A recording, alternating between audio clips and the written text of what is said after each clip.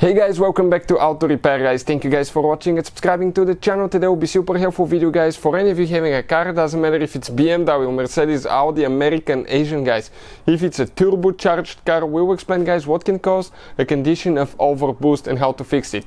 Top 5 reasons that we see here at the shop. Make sure you stay until the end guys, because those are the most common ones that we see here based on our experience. So before we start, let me tell you guys a little bit about us. If you need to buy any parts or tools for your car, check out the link in the description of the video below and you can see where we get all our tools and parts from for a really good price and quick shipping as well. Number 2 guys, every single car we get at the shop we try to make at least 200 to 300 free repair videos. Why we do that? Simply because our mission at the shop is to save you as much money as we can. All we need guys in return, please subscribe to the channel, like the video, that way we can keep providing this free information to you. So with that being said guys, let's explain how the turbocharger works and what can cause overboost. Doesn't matter if you have a 3-cylinder, 4-cylinder, 6-cylinder engine guys, the procedure will be like that. And now if you have a V8, okay, you may have even double turbochargers. Some 6-cylinders may have a double turbocharger, but that's not very common guys. So usually the turbocharger is installed on the exhaust manifold. You can see it's right there. And you have a device that's called wastegate that lets the air from the exhaust gas to go through the turbocharger or directly through the catalytic converter. Now, when your car guys reaches certain boost that it's designed for, let's say it's 17 psi, the moment it reaches that, okay, you have a special device that's called wastegate actuator. That actuator is connected actually guys, okay, to the wastegate over here, and it will open and close that gate.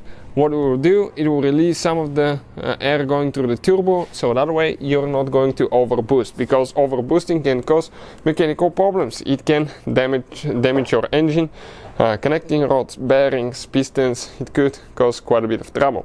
So if that happens, often you will notice that your engine light will come on and the car may be stuck in limp mode. Why? So it can avoid damaging the engine, and it will limit the boost guys. But another thing now, okay, it could be a bad actuator that's causing that. Sticking actuator that's not working correctly or not working at all.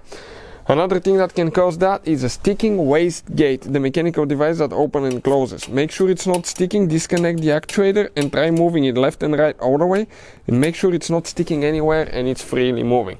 Otherwise, okay, that can be causing overboost as well, because if it's sticking, the actuator may not open fast enough, and as a result that will lead to actually overboost. Now there are 2 different kinds of wastegate actuators: mechanical and electrical. That's the electrical, just wires, okay, that's a wiring harness that goes in it, controls it, open and closes.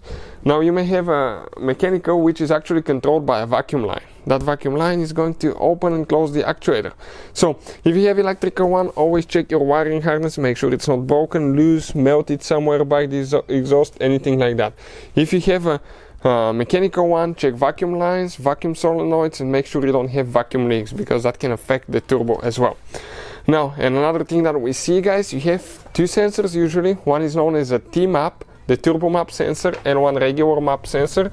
The regular map sensor is bolted usually to the intake manifold. The T-map is on the intake pipe from the, actually all the way from the intercooler, that pipe that goes right before the throttle body, and that's guys, okay, that's actually the T-map sensor. If those sensors are faulty, not working correctly, that can cause overboost, because the car may not get the right amount of air, or it may get too much or not get the correct reading. So those are the most common ones that we see here at the shop. Hopefully the video will be helpful. Thank you for watching and see you guys next time.